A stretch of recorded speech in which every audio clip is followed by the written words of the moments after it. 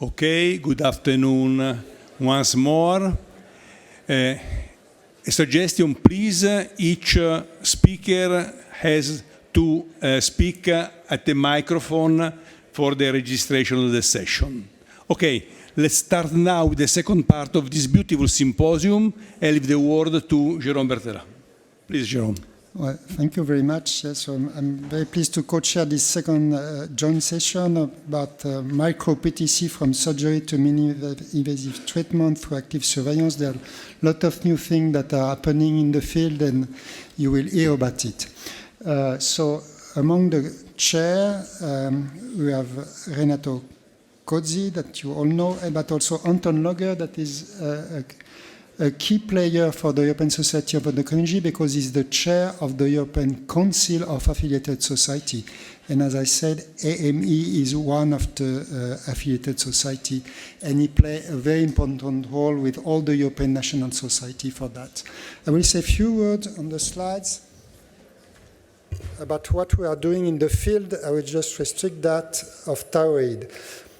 Thyroid disorder are also one of our 8 focus areas, and the leaders of this focus area are Rosella Elisi, that you probably all know from Italy, as a clinical lead, and basically this Agnieszka Piekło-Witkowska from Poland. We are developing, as for adrenal, several activities. They are slightly different. Clinical update, ESE talk. We will have one ESE talk in French as one of pilot experiments in a national language that might be of interest for some of you. And many of our educational courses and the annual congress contain sessions dedicated to thyroid disorders. We have a strong collaboration with the European Thyroid Association, which is one of the specialist society partner of ESE, and especially in the field of policy and advocacy. You might be aware, and this is very important for endocrinologists, that iodine, there is a risk that iodine would be classified by the EU as an endocrine disruptor. And if this would be the case, this might be in order of the policy to prevent iodine deficiency a problem.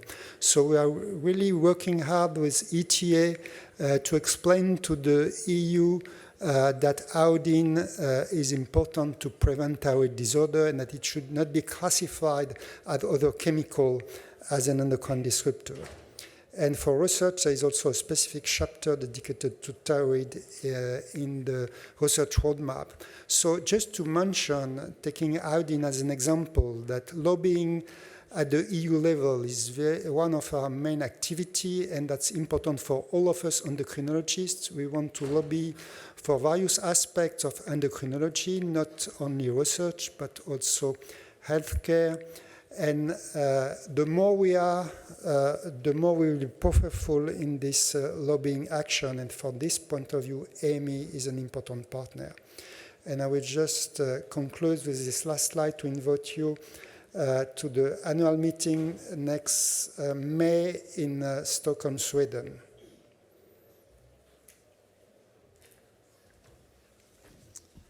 And I will give now the microphone to the conductor. Oh, excuse me, Anton, sorry, before. Anton. Yeah, it will be very short. So I want to thank you very much for the invitation to be here with you, sharing the great session, great previous session. And I would like to start with a disclosure. I'm not here because I'm a thyroid specialist. I'm definitely not, but I'm here because, as Jerome mentioned, I'm the chair of the ESE Council for Affiliated Societies, and one of the big things that we realized in the last 2 to 3 years was together with the executive committee of AME that we really got close bonds, and the collaboration, I think, is for the benefit of both, for the benefit of AME, but of course also of the benefit of ESE. And I'm also happy to mention that this model, so AME is a role model, and it's already followed by other national societies who also already have or plan to have joint sessions with ECE. So I'm looking forward to a very stimulating session, and would like to hand over to Andrea.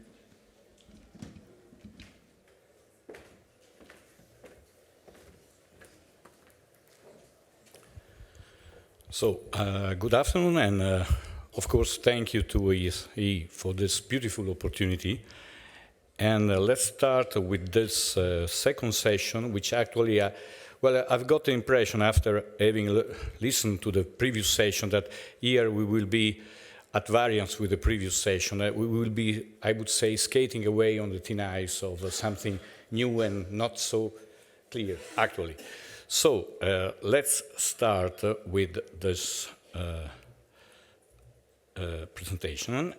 My role here is just to introduce the item. We will talk about small papillary thyroid carcinoma or microcarcinoma. Last WHO proposal has banned this term, but we as clinicians are still absolutely we can continue to use this term, which is meaningful for us. And every one of us know perfectly well that the incidence of small papillary thyroid carcinoma has steeply increased through these last decades in a very impressive way. And this increase has been seen all over, I would say, the highly developed countries, United States of America, but Europe, of course, Italy, Korea, where the highest peak of this incidence has been reached due to some screening program, which now have been abandoned. And it has been clear from the start that this huge increase was somehow the consequence of a seemingly steep increase in thyroid ultrasound practice, which has tremendously increased in the last decades. So most of these small tumors were detected mostly incidentally, as we all perfectly know. And you see, in one of the probably most important contribution in the field of small papillary thyroid cancer came from Japan, where Ito and co-workers, well, they follow up for years and years patients not submitted to surgery with small papillary thyroid carcinoma, and what they found was that only a small minority, a small fraction of the patient diagnosed with micropapillary thyroid carcinoma really had some form of progressive tumor. So this kind of evidence, so the huge number of diagnoses and the awareness that most of these tumors really do not seem to represent, at least in the short and medium term, a really harm for the patient. This kind of awareness, well, was at the basis of the last ATA guidelines of 2015, in that they try, with this document, the panelists try to somehow to tackle overdiagnosis, okay, and also to prevent overtreatment of these tumors. So one of the endpoints of these papers was to reduce the number of total thyroidectomy as the surgery, the main surgical option for this kind of tumors, in favor of possibly an increased choice for AME thyroidectomy, so conservative surgery. And well, to a certain extent, this objective, this endpoint, has been apparently reached because a significant increase of the rate of AME thyroidectomy has been really achieved in these last years. But one point probably we will discuss is if this is sufficient to prevent a kind of overtreatment of this small lesion. And then again, the Ito's study on surveillance, active surveillance of small papillary thyroid cancer, well, prompt a lot of centers and researchers all over the world to try to replicate this kind of observation at their institutions. And this slide is just to show you some results of these important studies, prospective studies, actually showing that, yes, confirming, I would say, the Japanese results. But also this study, you see in the last column on the right, that a significant fraction of the patients undergoing this kind of surveillance, well, at a certain point of the surveillance, they choose to be operated on. So they, what is called here transition to surgery. So you see from 3-4%, even to 16% of patients, 6 or 20% of patients, they, after some time, they decided to be operated on. And this probably make us wonder whether this was, you know, a kind of, how can I say, change, a shift of way of thinking of the patient, on maybe also could be also due to some uncertainty or, you know, anxiety also on the part of the physicians, because there are surveys among physicians showing that, you see, 76% of the clinicians, endocrinologists, and surgeons, yes, asked if they would choose active surveillance or instead of surgery. Well, they say that they would choose surgery. So the majority of them, even though they understood perfectly well that active surveillance was a safe approach, but nevertheless they would, at the end, for themselves, choose surgery. So this is still probably one thing to discuss. And then the third option, that is US-guided interventional techniques.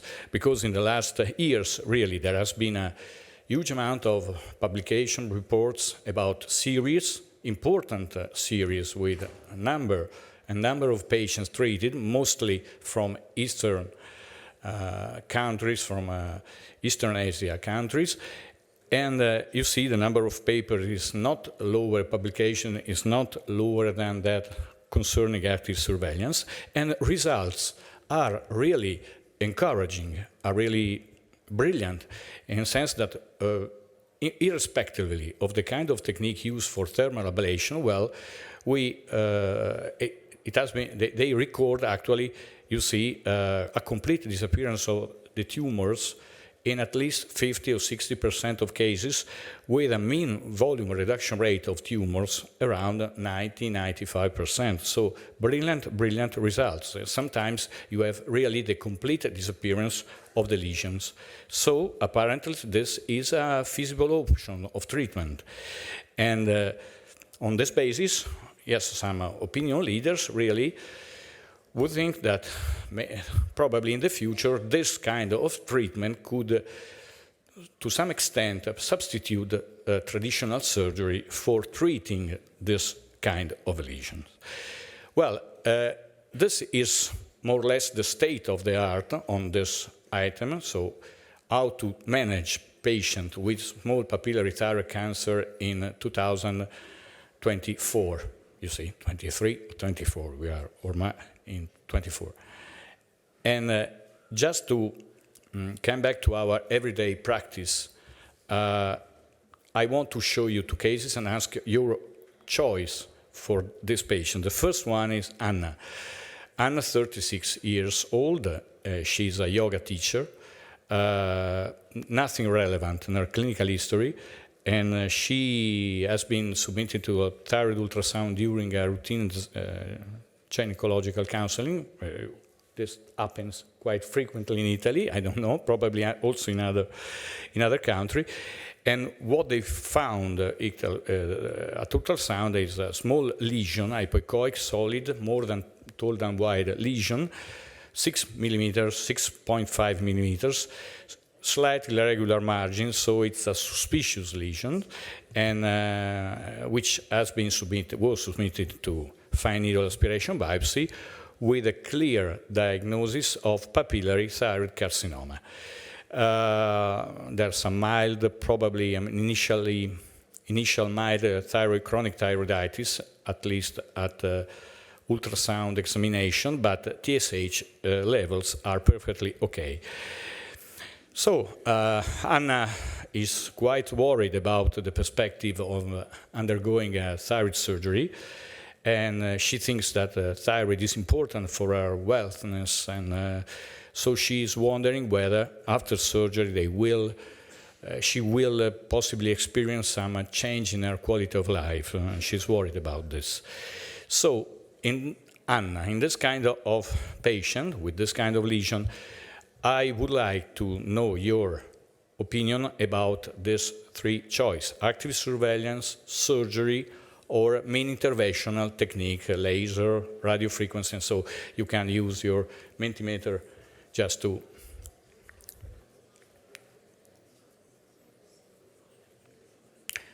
Please tell me when the vote is finished, okay? So we can move to a second answer. I want you to know, in case of surgery, would you suggest AME thyroidectomy or total thyroidectomy?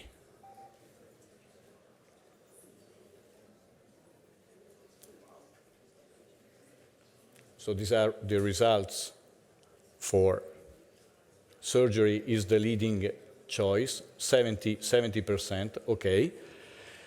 So the other option are 10, yes, and 15 probably active surveillance %.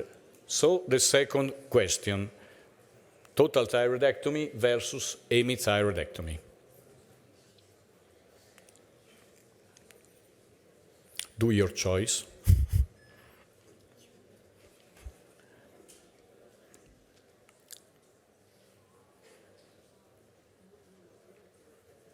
Okay, so 80 to 83% would choose AME thyroidectomy, and this is yes, to me a bit surprising because it's at variance with what we have heard about ITCO data yesterday, Italian registry, and still apparently very tied to the choice of more extensive surgery. Okay, so. This is your opinion, and now I would like you to listen carefully to our brilliant speaker, because we have really brilliant panelists, and I think we can pass the ball. Here we have another case, yes, of course, Giorgio. Second case, Giorgio, teacher in a secondary school, now retired. Okay, so Giorgio is 74. Giorgio, at variance with Anna, has a really complex clinical history because he underwent nephrectomy. He had an heart attack in 2019 and also an ischemic transient ischemia in 2022. In case of Giorgio, is Doppler ultrasound the technique which has led to the discovery of the detection of this small lesions, hypoechoic, deeply hypoechoic lesion on the right lobe, right thyroid lobe, suspicious. So fine needle aspiration was performed, and again we have a diagnosis of papillary thyroid carcinoma, suspicious cytology tied to BRAF gene mutation detected on cytologic smears. And Giorgio is worried about the results because he has got friends suffering from cancer, other type of cancer, but at the same time he's also worried about surgeries because, yes, she has some familiar problems and she's quite concerned about the risk of the operation.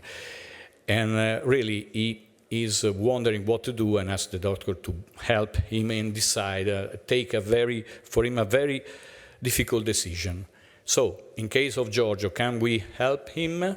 What would you do? Again, active surveillance, surgery, or interventional technique?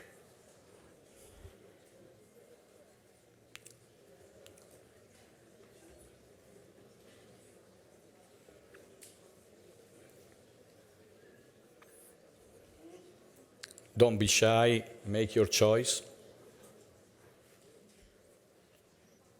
Okay. So active surveillance, from I would say 17 to 37%, 17 in case of Anna, surgery 30%, and meat has gained probably the highest shift in the sense about 35%. And what about, the choice of surgery, total or lobismectomy?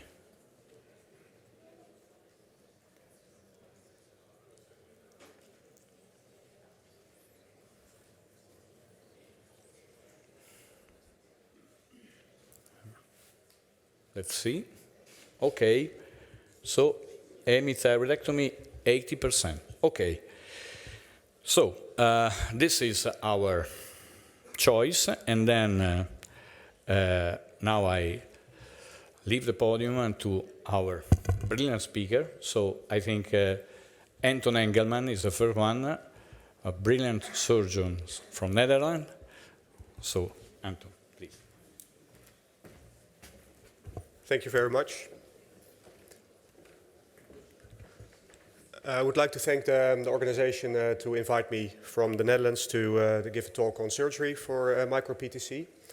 I realized that I might be the only surgeon here, maybe there are a few more, and have to defend the case of surgery during for this kind of tumor. I'm working in Amsterdam at the Amsterdam Center of Endocrine and Neuroendocrine Tumors, together with a team of endocrinologists and oncologists. So I have no disclosures. But first, let's look a little bit on what we are actually dealing with. When we are talking about micro-PTC, in general, it's accepted that that's papillary thyroid cancer smaller than 1 centimeter. These types of tumors have a low risk, especially when they are clinically node negative, unifocal, and other features that are not present, like extrathyroidal invasion or vascular invasion. And almost 70% of these tumors are found incidentally on, for instance, a PET-CT or an ultrasound by the gynecologist of your case. And so it's a large proportion of incidentally found papillary thyroid cancers. And overall, when you see the data, the incidence is steadily increasing, whereas the mortality rate related to papillary thyroid cancer is not increasing at all. So this might be attributed to an increased use of imaging and also an increased quality of pathology reporting from thyroid specimens that were resected for another reason. So the clinical impact is limited. The mortality rates for papillary thyroid cancer are stable over the years. And there's a stable prevalence of papillary thyroid cancer rates in autopsy series. So it's not that on the background, due to changes in the environment, there's more papillary thyroid cancer in the population. It's just there. So we are in a situation probably where there's overdiagnosis and also a risk of overtreatment of small and probably irrelevant PTCs. So what to do with them? We have a couple of options, and they will be stated also in the guidelines, that you can choose for a total thyroidectomy, maybe add some radioactive iodine as well, or choose a lobectomy, ablation, minimally invasive techniques, or even no treatment but active surveillance or no further follow-up at all. And we have to take into consideration the risks for complications when you do a surgery or any treatment, and also the risk for disease progression and oncologically unsafety when you don't do any treatment. And on the background of that, there's the patient who worries about cancer, but also sometimes a doctor who worries about cancer. So when we look at the guidelines, if they can help, and I would like to state the Dutch guideline first. We are working now on a new guideline in the Netherlands, which comes out next year. But until now, the Dutch guideline states that For tumors smaller than 1 centimeter, a hemithyroidectomy is advised or may be considered under certain circumstances. This leaves room to even do a total thyroidectomy when there's signs of aggressiveness. And if the tumor is larger than 1 centimeter, it's advised to do a total thyroidectomy and radioactive iodine. Everybody knows, of course, that the ATA guideline from 2015, almost the same time period that it was published, has changed this paradigm for larger than 1 centimeter tumors. 1 to 4 centimeter tumors, it's recommended to consider a hemithyroidectomy. And for the smaller than 1 centimeter tumors, if surgery is chosen, then hemithyroidectomy. So it leaves room for active surveillance. And that's confirmed by the updated ESMO guideline in 2019, that a hemithyroidectomy is advised under certain circumstances, but you can also do active surveillance. So in case you do surgery for a patient with a microcarcinoma, we have looked in the Dutch data, Dutch registry, cancer registry data, what the consequences would be for these patients. And it turns out that for the non-incidental found MicroPTC, so there was an indication to do a neck ultrasound, these patients underwent a hemithyroidectomy, had a median follow-up of 37 years and had a recurrence rate that was almost zero, 1.6%. 1 lymph node metastasis and 3 patients with new micro-PTCs. So probably you can advise the patient when you have done a hemithyroidectomy that you don't do any follow-up at all. And how about active surveillance for micro-PTC in the Netherlands? And then you have to understand that in the Netherlands we have a restricted diagnostic workup. We don't do screening ultrasounds of the neck. We only do diagnostics on the thyroid when there's any kind of symptoms, so palpable nodule.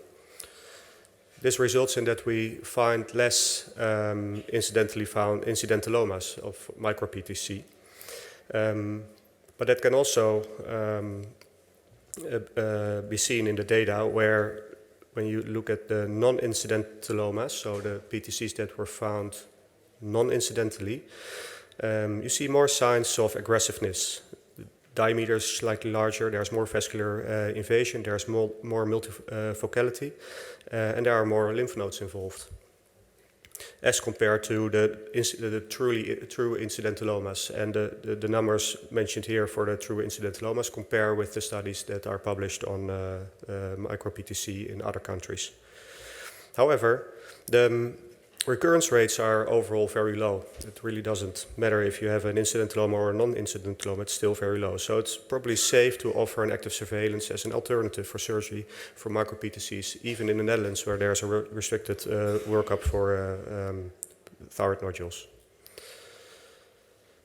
And this data is supported by other data that's published. Already mentioned a little bit, but the larger Japanese and South Korean studies where patients with micro-PTC, confirmed micro-PTC, were offered active surveillance.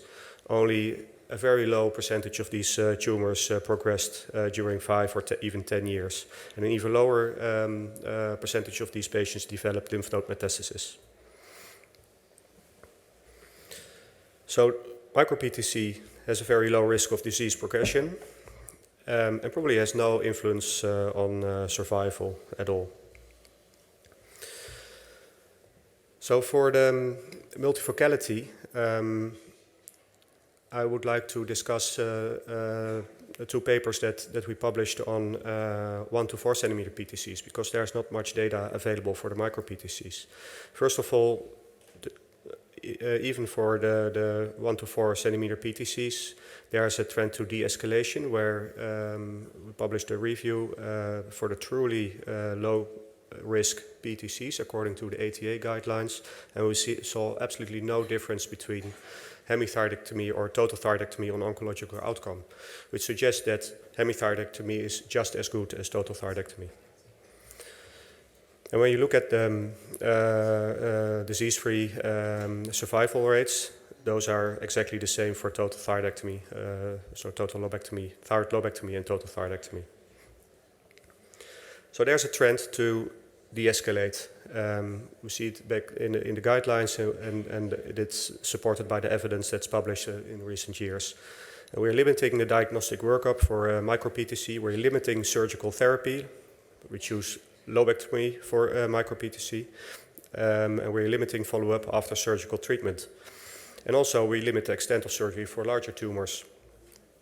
So that's all very nice for the patient, because the patient has less risk of complications and probably has a very nice treatment. And maybe we can fire the endocrine surgeon from your department. However,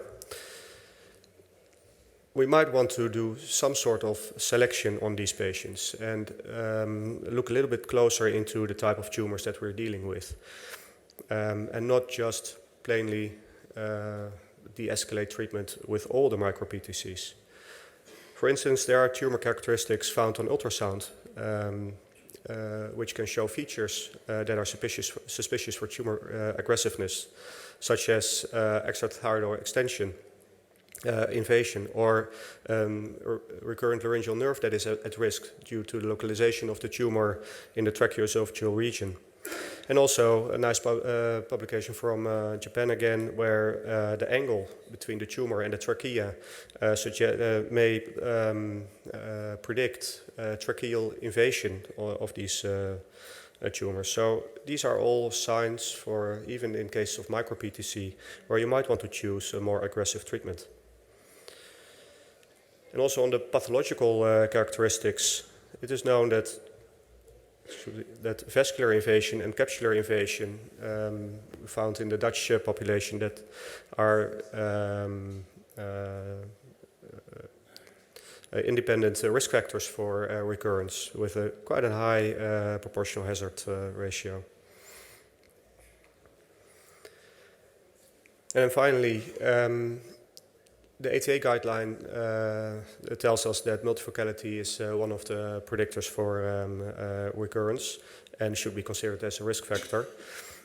So we try to replicate that in the Dutch population as well, looking at a large database, a national database on patients who received thyroidectomy for papillary thyroid cancer, low-risk papillary thyroid cancer. So these are tumors 1 to 4 centimeters. And what we found is that when the thyroid cancer is only located in one lobe, so unilateral, the recurrence risks are very low, below 2%. And it doesn't matter if it's a unifocal or a multifocal localization in that one lobe. In contrary, when the tumor was located in both lobes, the recurrence rates exploded to almost 10%, or 7%, 3 and 7%. So, and then there's this issue rising when you consider to do a lobectomy and you find a unifocal lesion and you are not aware of the other side, so you miss the bilateral disease, you probably are at risk of downstaging a patient. And from the whole population, 20% of these patients showed unifocal disease on one side and contralateral tumor. So they were at higher risk of recurrence. On the other hand, when there is multifocal disease on one side, 13% of the total population showed no tumor localization on the other side, and those patients are at risk of overtreatment. So it's mere bilaterality instead of multifocality that has a significant risk factor for recurrence. So in conclusion, there are a lot of trends, and I think I can support these trends towards de-escalation by limiting diagnostic workup, limiting extent of surgery, and limiting the follow-up after surgery. I think this will all benefit the patients, the patient quality of life, and the risk of complications. However, when choosing to do so, we have to be careful in our patient selection. This is mandatory, including signs of aggressiveness on ultrasound, including predictors for recurrence like pathological features, even biomarkers, which I did not mention here, and consider the bilaterality instead of multifocality. So to come to a well-balanced decision for patients with MicroPTC, I think it's mandatory to have these patients discussed in an MDT meeting where there are experienced clinicians, surgeons as well as endocrinologists and the radiologists to come to an advice and discuss with the patient what the patient he or she wants. Thank you.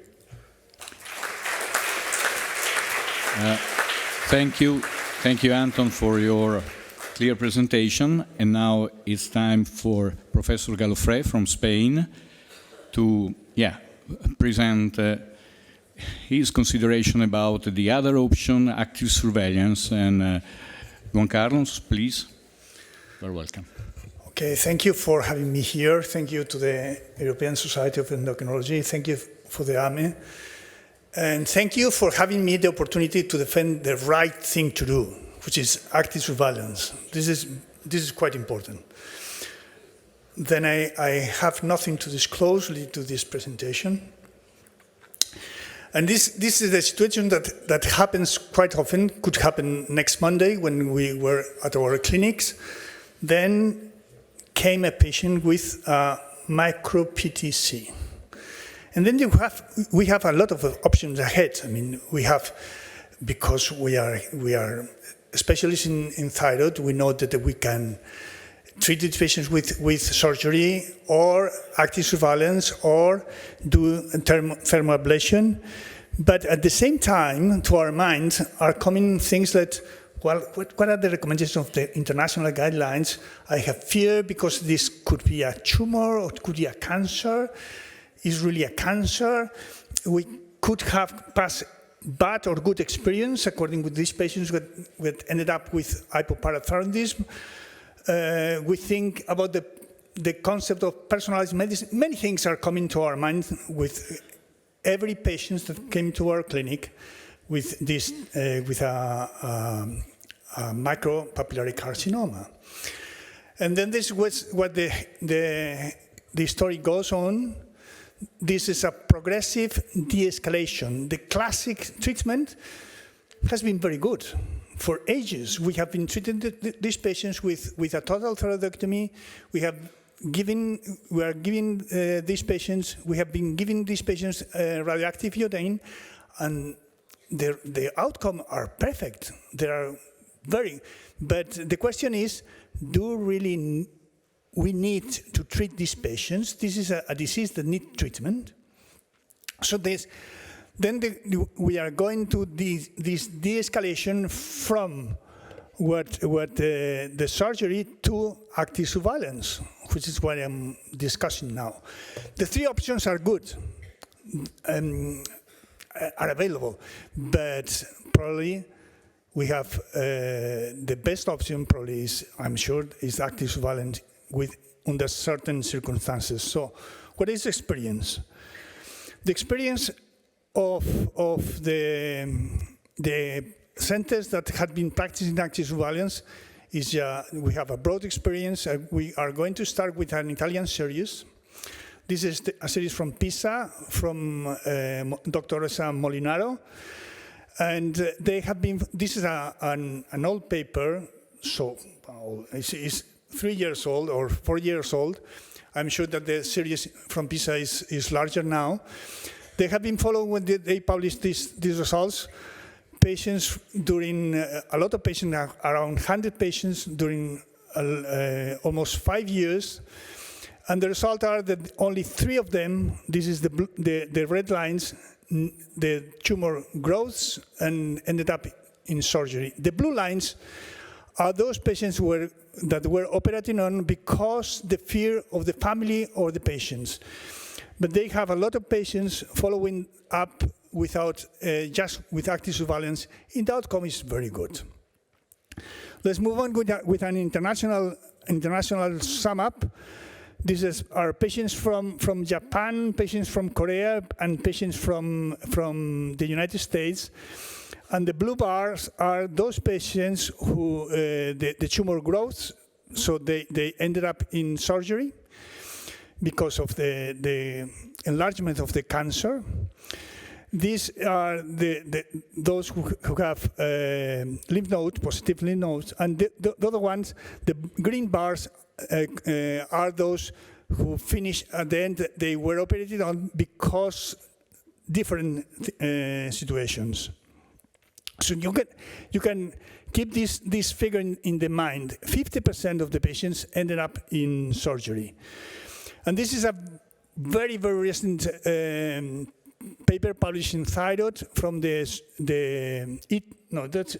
Miyauchi group from Japan, from Ito, and they show what has been the experience during 30 years. 30 years, some of you haven't been born 30 years ago. During 30 years, they have been following a very good number of patients, around 5,600 patients. And what they found is they are following now, the majority of them, almost 60%, they are following with active surveillance. And then you can see here that around 7% of the patients ended up, they were converted to surgery. And look, the results, 3 patients of these have recurrence, but those patients that had immediate surgery, they have the same rate of recurrence, even higher. And at the end of the day, the outcomes was pretty much the same. So the surgery didn't improve the results. So you can think that the oncological outcomes of these patients, either you send these patients to the surgeon, either you follow with active surveillance. It's hard to believe, but this is true. This is real information. At the end, is exactly the same outcome. The same outcome. So this is going to be a very important slide. This is the experience for the memorial from Michael Tatzel. And he followed these patients and studied the kinetics of the tumor. And look, this is the tumor at the very beginning. They follow these patients during a number of years. And what they found that around 80% of the patients, the tumor, the cancer remains stable. And then that reminds us that if you perform in autopsy a pathological analysis of the thyroid, and this is the important information, you can find in Finland, for instance, you can find that 36% of the patients that die because of unrelated thyroid reasons, they have a micropapillary thyroid tumor, cancer. And this figure in my country is around 30%. So probably 30% of us, of this audience, will have a micropapillary thyroid cancer. And probably we never ended up in an operating room. So this is an important figure. And some tumors really increase, 10% very soon, around 4% later on, around 2% increase, but then remain stable, and around 0.5% during the follow-up, and importantly, around 6% decrease. So you need to have this in mind, because you send to the surgeon at the very beginning this patient, you are over-treating around 85% of your sample, and so the figure that you need to keep in mind is around 15% of these patients the tumor will increase, and those tumors are the patients that need treatment. And eventually, if the tumor grows, we will send the patients to Dr. Papini or Dr. Engelsman, to the surgeon to active surveillance. The thermal ablation. But the other could remain under surveillance. So let's see a couple of studies of head-to-head comparisons between surgery and active surveillance. This is a systematic review, 14 papers, around 7,000 patients, and they showed that there were no difference between surgery and active surveillance. The outcomes were exactly the same. Another one is this is a systematic review, 9 papers, and also same results. This is an Italian study. I think that was also quoted by Andrea. And they say, well, this is a strong statement, but this could active surgery or to be against active surveillance could seem that it's anti-scientific. Well, they published that. So this is a very indolent disease. So we can think that if you compare, we balance surgery against active surveillance, probably you have a lot of complications. At least in Spain, we have reviewed what is the percentage of permanent hypoparathyroidism studied by endocrinologists, not by surgeons. Surgeons say, well, it could be around 2%.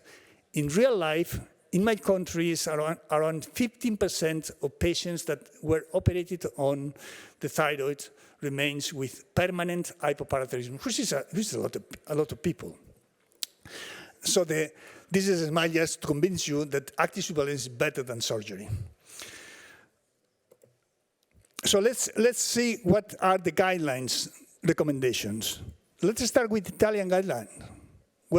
This is a guideline from 2018, and they say, well, no immediate intervention and active surveillance may be considered for very low risk PTMC in the following settings. And they say patients with a high surgical risk, patients who refuse surgery, and patients willing to enter into uncontrolled clinical trials. And this was back a number of years, but this is the most up-to-date guidelines. We are expecting the new ATA guidelines that probably is going to be published in the following months, and I'm absolutely sure that they will recommend active surveillance. Well, the ESMO 2019 guidelines, you have you are lucky because there are a couple of Italians that are the first and the second authors of these guidelines. So it's Dr. Filetti and Dr. Durante. And they say, quite clear, if you have a micropapillary carcinoma, the first option is active surveillance. But this is the recommendation of the guidelines. So how can we improve our clinical practice, improving our guideline or way to deal with these patients?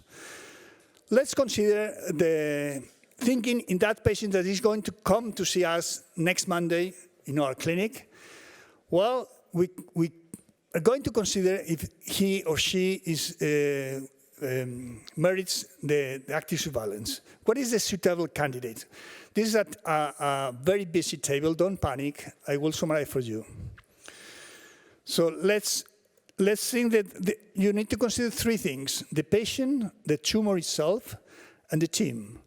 And then you ended up with what is the ideal patient, what is the appropriate patient, and what is the inappropriate patient. So let's sum up these characteristics. Beginning with the tumor, you have a less than 7 millimeter tumor, just in the middle of the parenchyma, with no extraterritorial extension. This is a suitable candidate. On the other hand, if you have multiple tumors and adjacent to recurrent nerve, laryngeal nerve, adjacent to the trachea or capsule, this has been mentioned by the Dr. Engelsman, by Anton, or then this is not a suitable candidate. But this is very rare. We are going to see this later on. If you have a patient with older, 60 or older, female, or willing to accept active surveillance, this is a suitable candidate. On the other hand, if you have a very young patient, less than 18, unlikely to be compliant with active surveillance, okay, or family history, this is not a good candidate. There is a large gray area in between, but anyway. And this is the team. Probably this is the bottleneck, the team. The team, if you have an experienced multidisciplinary team with high quality neck ultrasound, then you are able to start doing active surveillance in your hospital. It's at the beginning, it's hard, to be honest. But then you see that this is the right thing to do. And if you have no experience, okay, then you can improve your experience little by little. Let's go to the tumor. We say that you have a nodule that is next to the laryngeal nerve. This is not a suitable candidate. Well, but this is very rare, very rare. Look, this is the experience in what happens here. Okay, this is a series also from Memorial, from New York. They review more than 4,000 patients, and they found that at the end, they found that 123 patients with tumors less than 2 centimeters, they have a gross extrathyroidal extension next to the nerve. But only 35, that is only 0.8% of these patients have the tumor next to the nerve. So this may happen. These are not good candidates, but this is very rare. So let's go to the patient. And this is probably the most important slide of all my presentation. The more important slide is this. Not that the patient has the right to be part of the decision-making process. So we need to explain the patient what are the pros and the cons, the advantage or the drawbacks, or all these possibilities that we have ahead. And then the right to decide is the patient has the right to decide if the patient wants to be followed by active surveillance or not. So let's what are the voice of the patients. This is a systematic review. They followed 12 patients. They reviewed 12 patients about 12 papers. About the patient's opinion.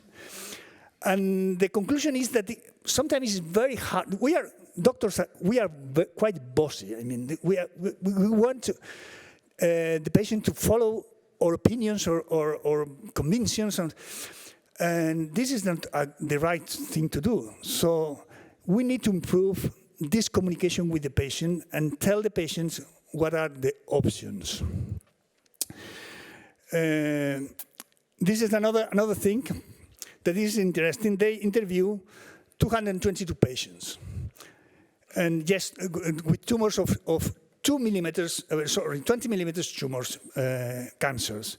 And half of them, once they have all the information, half of them choose active surveillance, another half choose surgery. And this is an 18-item thyroid cancer modified anxiety scale. And what they found that those who had really a lot of anxiety, they choose surgery, but not the other ones. Some patients, well, you can follow me. My anxiety is to don't have the thyroid. And this is another study from Canada, and also they saw that this is 200 patients. The majority of them, 77.5% of patients with a less than 2 centimeters tumor, they opted for active surveillance after giving the information. So if we explain our patients what are the positive and the negative things of all the options, it's probably they will choose active surveillance. So, and then is the bottleneck, the team.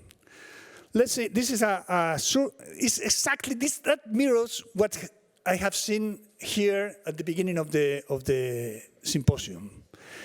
They interview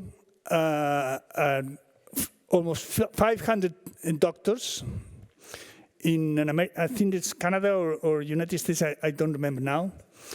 And they say that 76% of them believe that active surveillance is a good option, but only 44% are using it. So probably it's quite similar to what's happening here.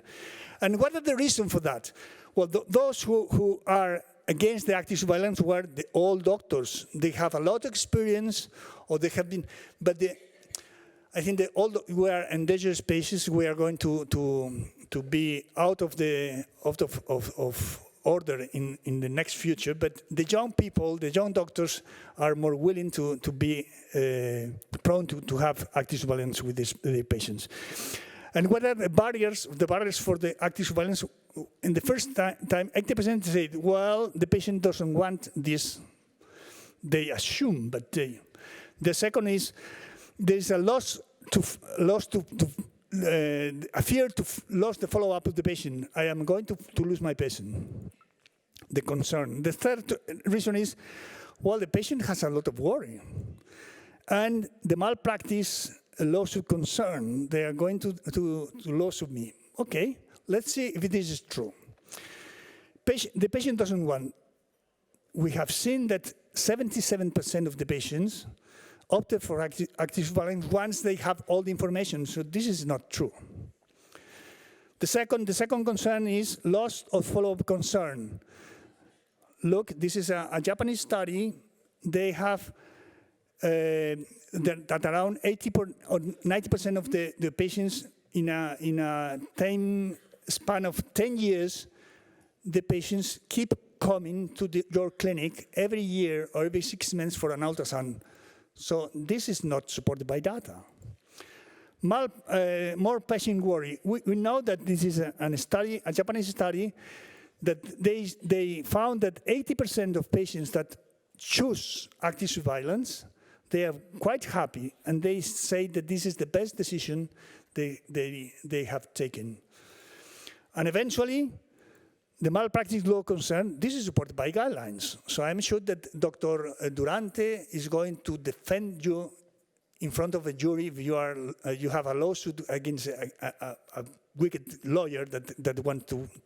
And if you ended up in jail, Cosimo is going to visit you in jail for sure. I am not aware if Cosimo is here, but anyway. So my conclusion is that active surveillance should always be considered first in the management of low-risk macropapillary thyroid cancer. That this doesn't mean that the patient remains without treatment. That means that this is a dynamic way to deal with our patients. They will have treatment at the moment when they need treatment, but not before. So we are in Rome. So if Google Translator is right, I have translated this into Latin, and I think that you can engrave this in a stone and place this stone in one of these wonderful walls of Rome. So at the very end, active surveillance is classic. Thank you very much. Thank you, Juan Carlos, for this beautiful contribution, and also for having underlined the importance of right communication with the patient. So last but not least, now it's Enrico's turn. Professor Papini, please, who will stand in favor of mini interventional techniques and use-guided. I never know how would you define them, Enrico.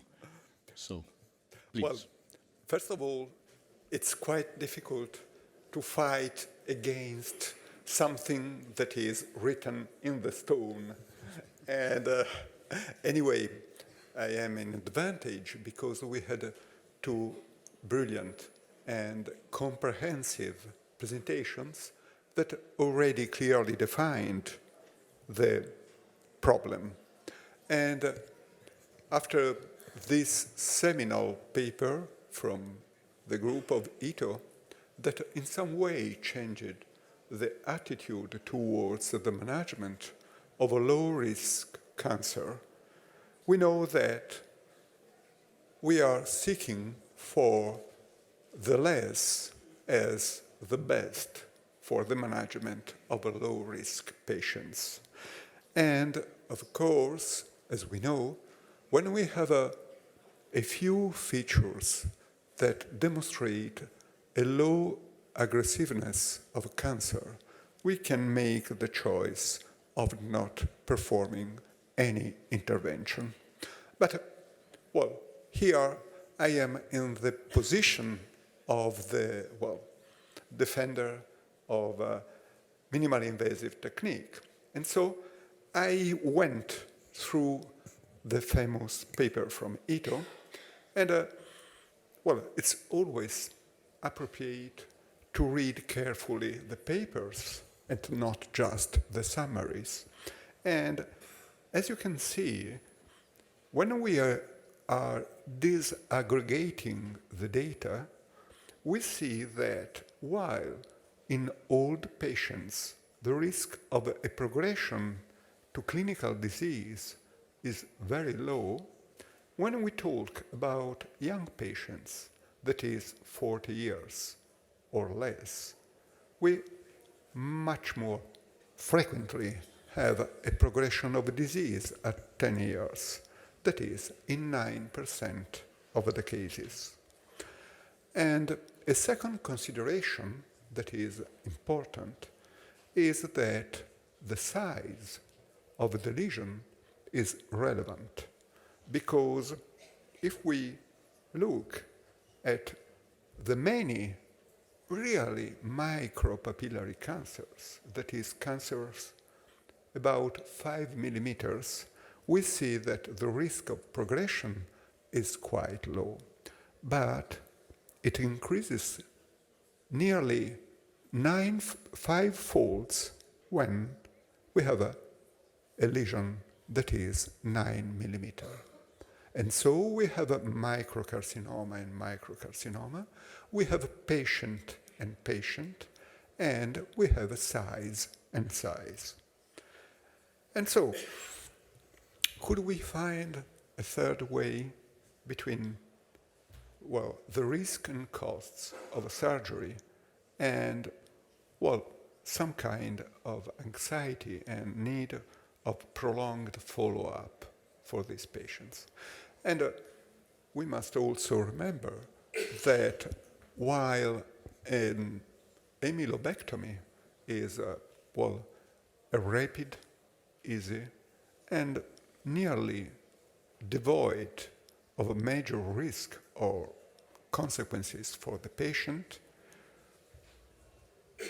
a delayed surgery due, for instance, to the presence of a lateral lymph node metastasis could be of much greater concern and require some cosmetic damage. And so in 2011, started the treatment with interventional treatments, with laser in this occasion. And since then, we have other energy sources, especially radiofrequency and more recently, microwaves. And I will mention just a few papers of the many that Andrea Frasoldati showed us.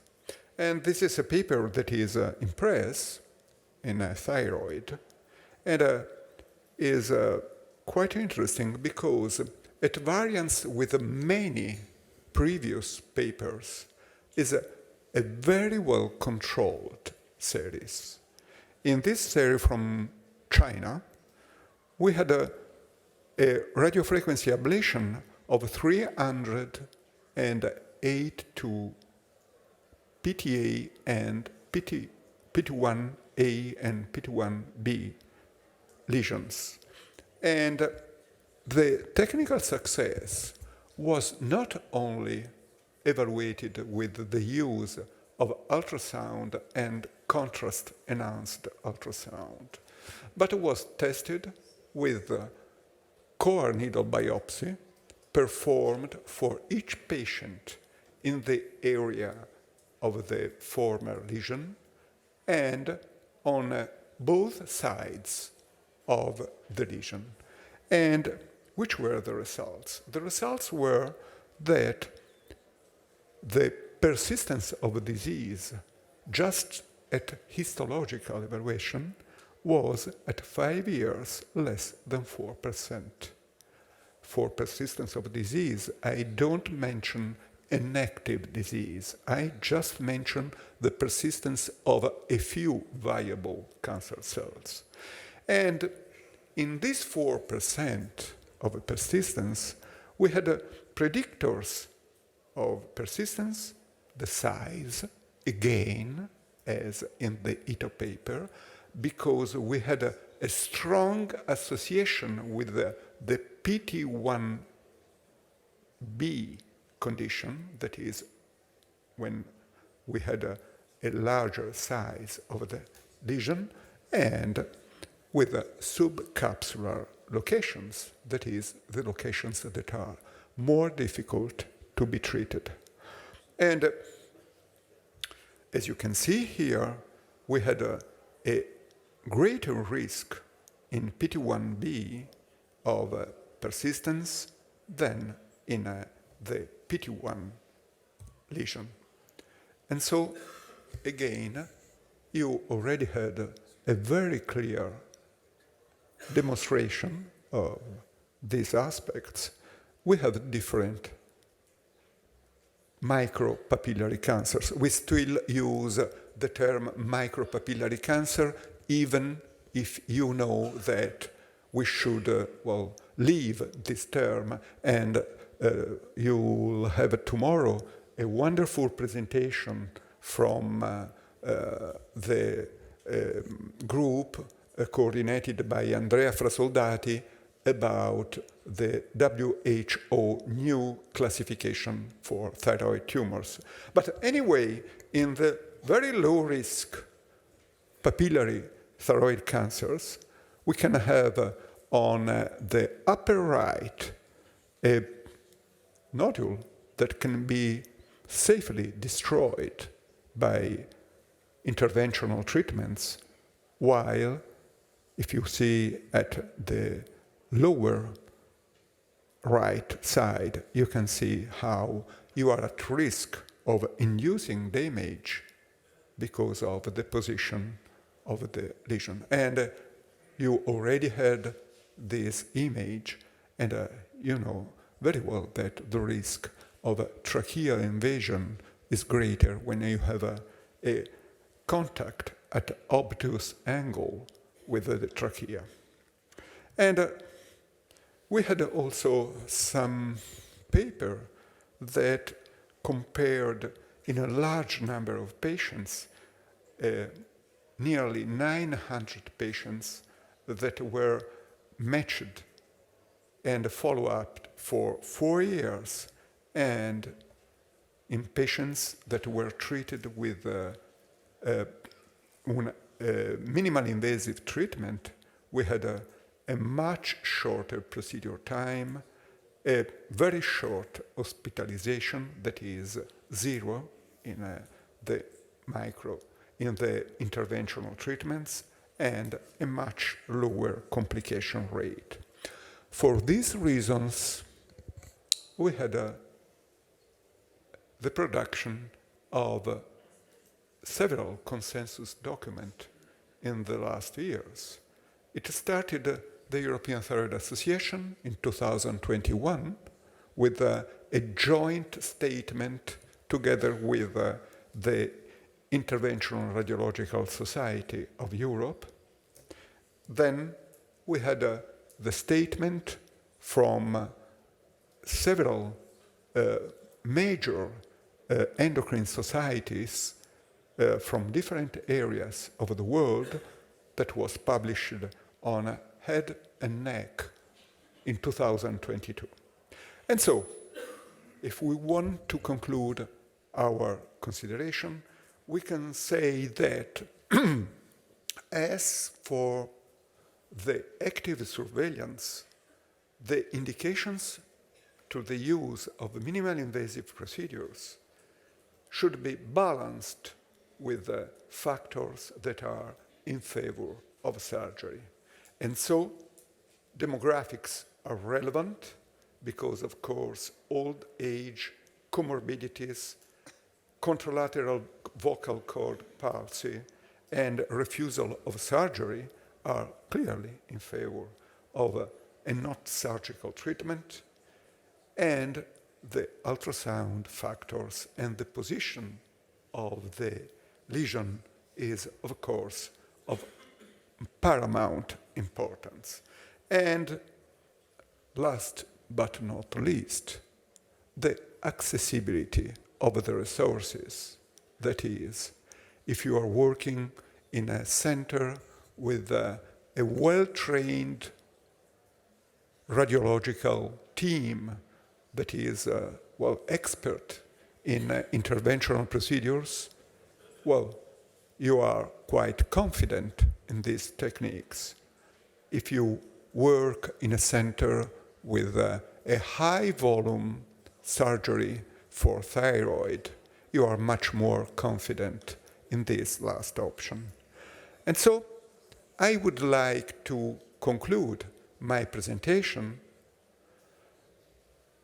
telling you that when you have a very low risk papillary thyroid cancer, you should offer the patient, that is the one that has to make the choice on the basis of the information from the physician and his personal preferences, you should offer the traditional loboisthmosectomy or active surveillance, but you should not forget also the possibility of thermal ablation.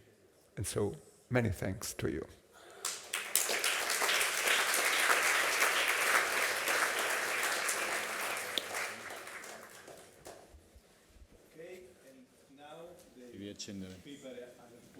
Renato. Okay, any questions?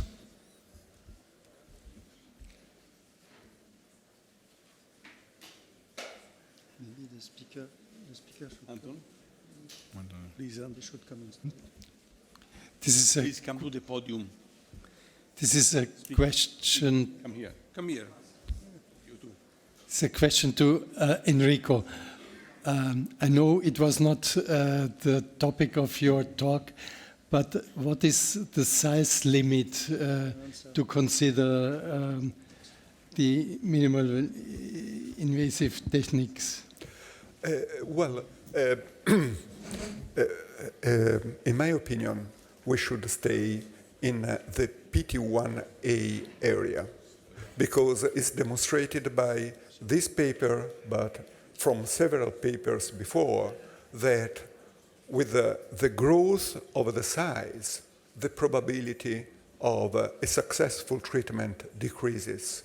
And most important, increases rapidly the invasivity of your treatment because you have to destroy 2 millimeters all around the lesion in order to have a safety margin. And so with a growing size, you are committed to destroy a rapidly enlarging area of neoplastic tissue. And we didn't have time to talk about all the factors, but certainly not today, but in the near future, we'll be able to have a formidable further information, that is the use of molecular markers on fine needle aspiration, because this will be the determinant. If you have a low aggressive pattern on cytology and molecular markers, certainly you will be strongly addressed to a conservative management.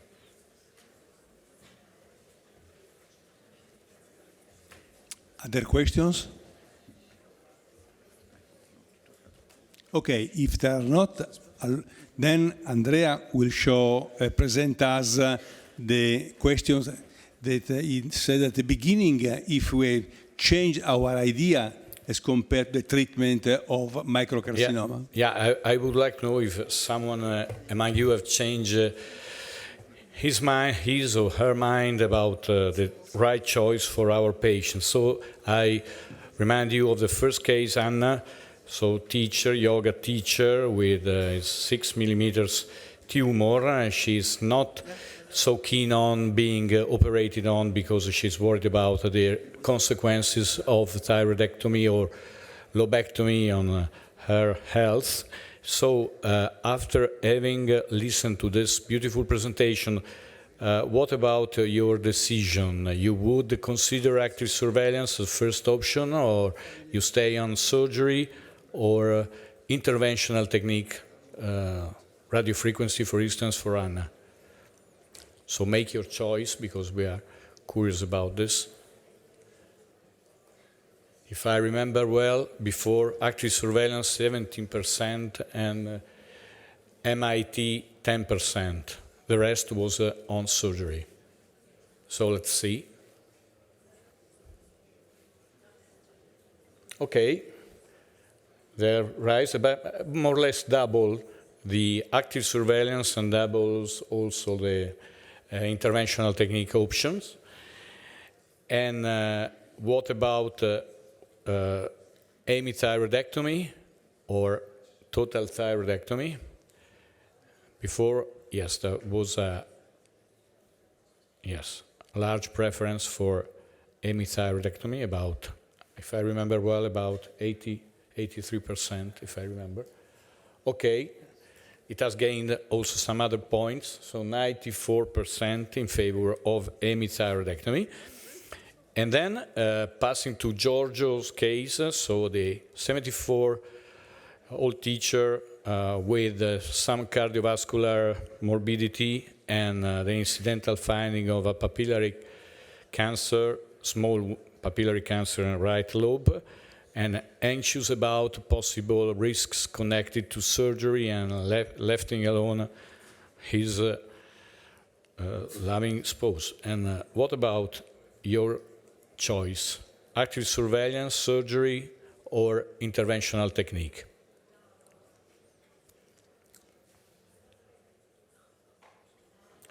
So 47, so about 50%, nice results. Nice, I would say, interesting, yeah? 50% almost for, yes, conservative attitudes, and surgery only 6%. And what about AME thyroidectomy versus total thyroidectomy?